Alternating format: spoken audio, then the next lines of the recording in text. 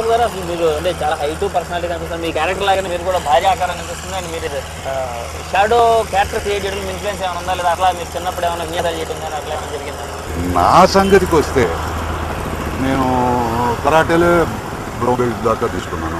And martial me shadow లాగా మీకు martial arts touch ఉంది అయితే? టచ్ ఉంది. ఓకే. ఆ మార్షల్ ఆర్ట్స్ టచ్ కూడా నేను పుస్తకాలు రాయటం మొదలెట్టక ముందరే అది ప్రాక్టీస్ చేసి వదిలేసేసాను. ఆ తర్వాత కుదరలేదు. పుస్తకాలు రాయటం మొదలెట్టిన తర్వాత వాటిలో పర్టికులర్గా ఇన్ డీటెయిల్ వాటి సైన్స్ ఆఫ్ ద ఆర్ట్ దాని గురించి ఆ విద్యలో బాగా నిపుణులైన వాళ్ళ దగ్గరికి విషయాలు తెలుసుకున్నాను.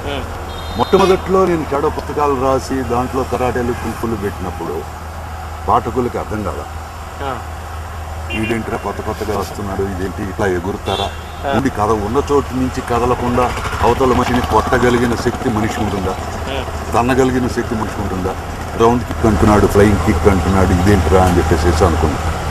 కానీ ఎంటర్ ది డ్రాగన్ అని చెప్పేసి ఒక సినిమా రిలీజ్ అయింది, బ్రూస్ లీ. ఆ సినిమా తీసిన తర్వాత నా పుస్తకాలు చదివేవాడు 4 ఇంతలు పెరిగారు. అప్పుడు వారికి అర్థమైపోయింది కరాటే ఏంటి.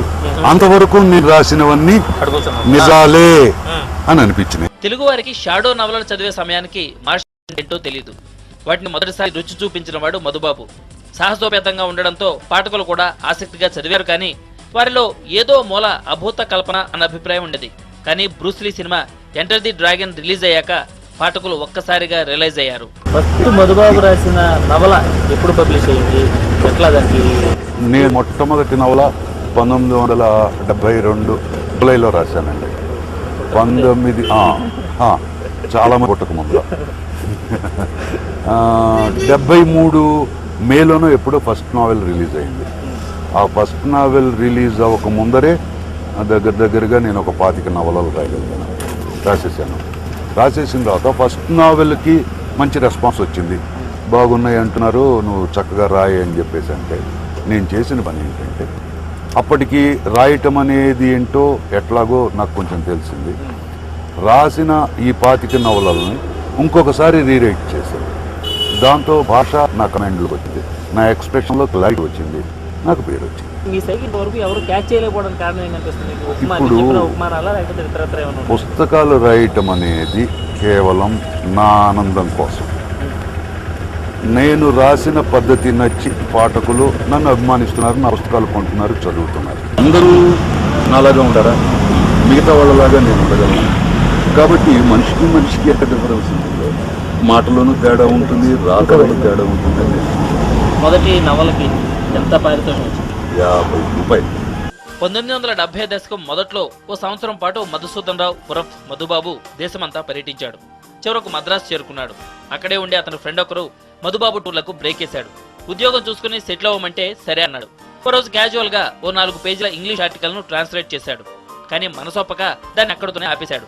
అది చదివిన రూమ్మేట్ ఆశ్చర్యపోయి, ఇంత బాగా రాశావు, కంటిన్యూ చేయరాదా అని అడిగాడట. ఇది ట్రాన్స్లేషన్ అని చెప్పి ఇకపై రాస్తే సొంతంగానే రాస్తానన్నాడు మధుబాబు.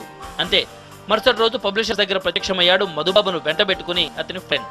3 రోజులు టైం తీసుకుని మొదటి నవల వాంటెడ్ డెడ్ ఆర్ అలైవ్ రాసి పబ్లిషర్స్కి ఇస్తే వారు వెంటనే అచ్చేయడానికి రెడీ అయిపోయారు. ఇలా మొదటి షాడో నవల 1973 మేలో పబ్లిష్ అయింది. మధుబాబు గారు ఇప్పటి తరం పాఠకులు ఎవరైతే ఉన్నారో వీళ్ళు మధుబాబు నుంచి ఏం కోరుకుంటున్నారని నేను ఎక్స్పెక్ట్ చేస్తున్నాను. జనరల్గా ఏ పాఠకులైనా, ఏ తరం పాఠకులైనా ఒక రచయిత నుంచి, ముఖ్యంగా నా దగ్గర నుంచి ఎక్స్పెక్ట్ చేసేది ఆరోగ్యకరమైన కాలక్షేపం. నేను క్రైమ్ రాశాను, జానపదాలు రాశాను, రకరకాల సబ్జెక్టులతో స్వాతి సీరియల్స్ రాశాను.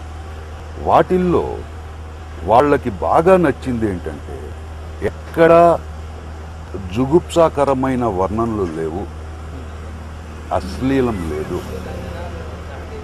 అనవసరమైన వర్ణనలు లేవు, చక్కటి కథ, చిన్న చిన్న పదాలతో భాష హాయిగా చదువుకోవడానికి వీలుగా ఉంటుంది, చదివిన తర్వాత మర్చిపోవటానికి కూడా వీలుగా ఉంటుంది.